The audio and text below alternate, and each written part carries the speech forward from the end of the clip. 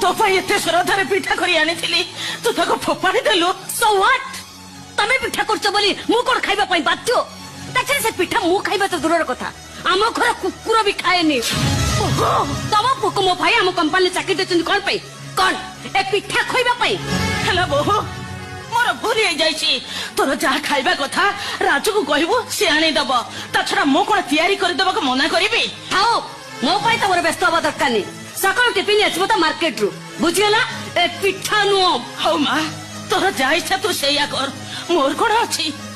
सुनो राति 4 उठी तुम जो भागवत गुड़ाक पी जाऊच से सब टिके बंद कर कारण मो शोइबारे डिस्टर्ब होउछि अन्यथा रही मो देह भल रहउनि तेणु से सब आज ठारू बंद।